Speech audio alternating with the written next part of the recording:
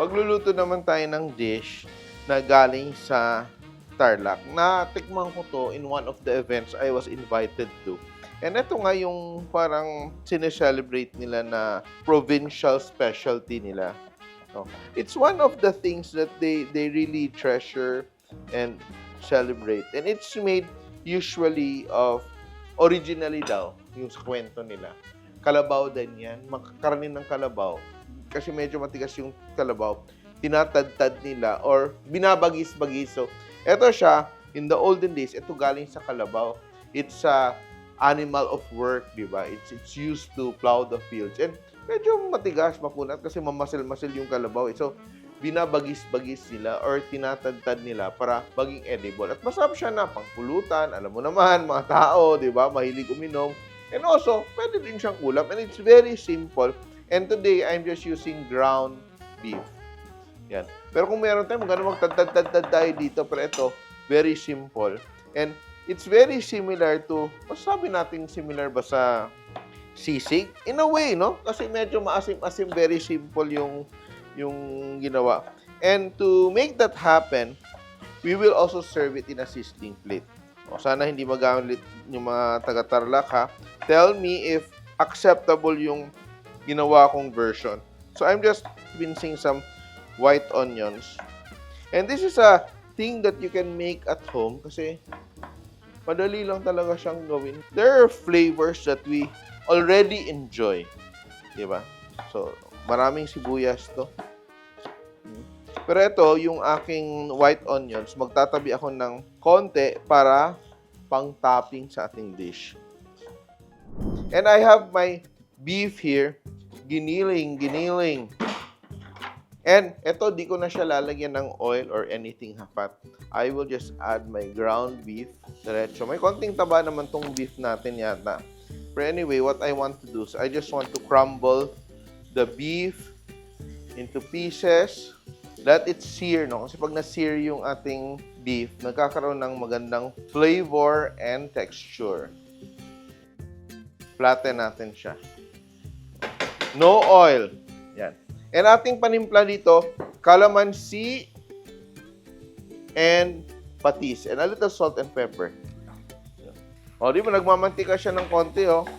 Look at that. And in the meantime, maghahanda rin ako ng aking sizzling plate. Yan, aking beef, oh, konti-konti, oh. Little by little, naluluto siya. And lalagyan ko ng siling pangsigang na I will just slice it. Ito siya yung mga regional dishes na hindi pa masyadong nakikilala. And it's good to try it out kasi it's going to be such a revelation. Napakasimple lang, no? Ito lang yung mga sangkap natin. So, yan. Durog-durog. And I will add my onions, garlic. Ewan ko kung may garlic. May garlic ba? Kasi ang sisig kasi wala namang garlic. Yun. Ang bagis, meron mang garlic. So, for me, lalagyan ko siya ng garlic today. Yan. Kasi alam mo naman, mahilig tayo sa garlic. And I will also add my chilies. That's it. Wala pa tayong timpla dyan, ha? Now, what I will do, I will add patis. Ang bango-bango. Yan. And kalamansi. So, yung mga 4-5 kalamansi yun. Medyo maasim-asim to. Saute. Mix natin dyan. And, season natin ng konting salt. Konti lang kasi may patis na eh. And, black pepper. Cracked black pepper, ha? Umiinit na yung ating, hindi ulo ko, ha? Yung umiinit yung ating sizzling plate. This is done. Woo! Eto, to make it a little bit more savory, umami, we will be using a little bit of butter. I'm using unsalted butter. Ito, siguro mga tablespoon or 2. Bagay naman yung butter. Diba?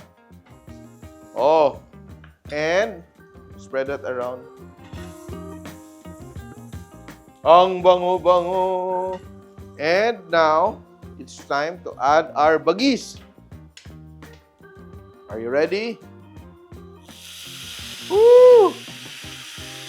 Pwede, no? Pwede. I think masarap to siya. And we tried this before, naalala nyo?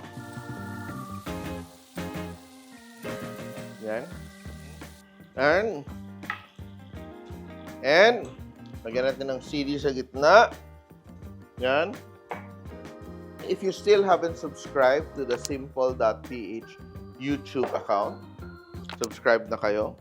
And may calamansi on the side.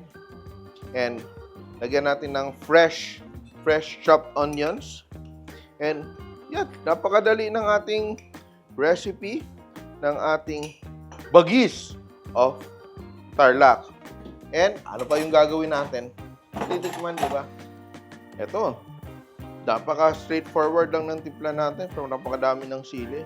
Would you try this at home? Ang tanong. Kasi very simple, di ba? Then, pwede ba ito lagyan ng mayonnaise din? Or itlog? I think pwede din, no? So, it's up to you. If you want to fancy it up, pwede din may chicharon on top. Try this. And I will taste it. Full. With a full set.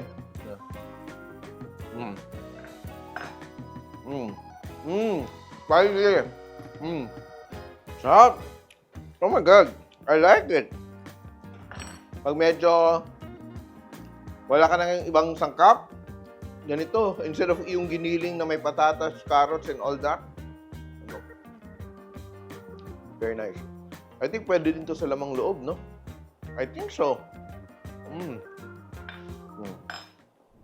Sa mga taga-Tarlac dyan, I hope pumasa yung aking version ng ating bagis. And eto na. Ulam, pulutan, pang everyday, pang handaan. Pwedeng-pwede ang ating bagis from Tarlac. Simple!